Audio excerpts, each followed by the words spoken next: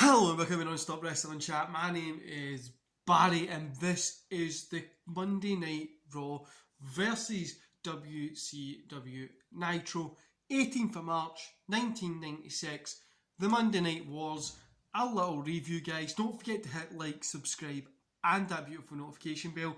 And let's get started. So, we open up with the Giant, and so we always start with WCW and then we do WWF, just in case you're new here. So we open up with the Giant versus the Giant and Loch Ness brawling, literally just like beating the shit out of each other. Then we get the TV title match, which was Lex Luger versus Loch Ness. Loch Ness doesn't answer the get in the ring, the bell rings, he doesn't get in, he's counted out. Luger obviously gets a win, and Luger literally takes this as a win, like he's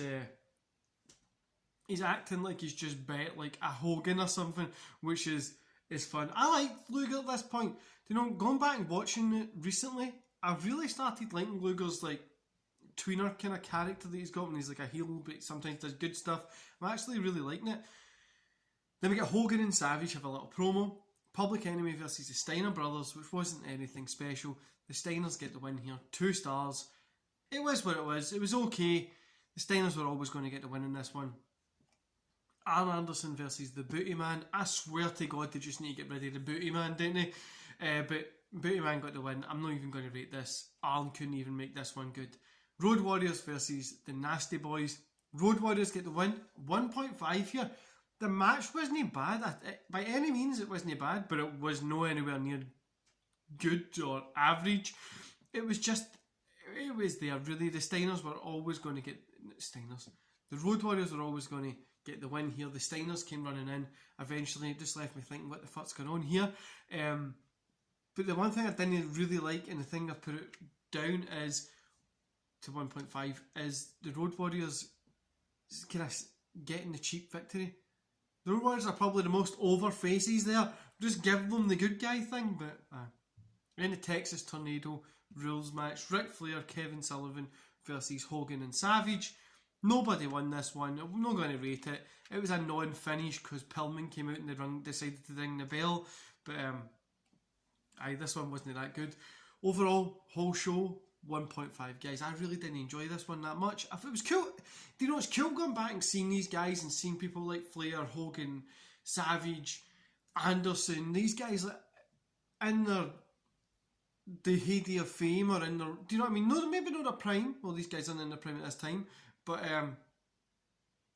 kind of getting there before Hogan done the NWO stuff and that, getting to that kind of fame part, which I like going back and seeing it. Same for Raw as well. So Raw, the British Bulldogs, we open up with the British Bulldog with Jim Cornette versus Jake Roberts. Bulldog got the win here.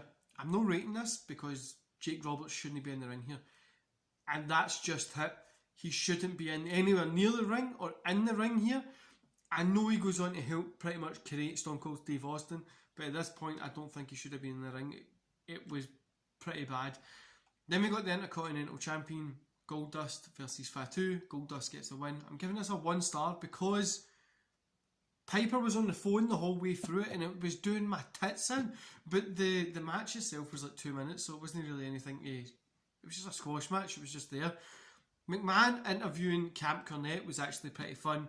Barry Howards versus Diesel, which the ending when Diesel gives him a big boot, Barry kicks out, and Diesel just thumps him in the head. I don't know if that was meant to him or if Diesel was just like, you should have stayed down for this, punch in the face.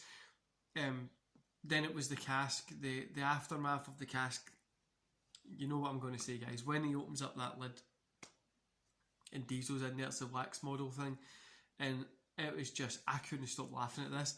But then we got the non-title match, Bret Hart versus Tatanka. Bret Hart gets the win, 2 stars. It was okay for a TV main event. Overall, 1.5 stars for that show as well. It was okay. Like I said, it was cool seeing those guys, but both shows really were subpar this week. It just wasn't for me at all. I didn't enjoy any of them. I'm hoping it gets a little bit better next week. Obviously, for WCW, we're heading into that. We're going to eventually start getting that NWO stuff and all that kind of building up, which is going to be huge. But yeah, both of them there just weren't that great. Anyway, guys, I'm going to love yous and leave yous there, and I'll see you back here tomorrow for your Monday Night Raw review. See you later, guys.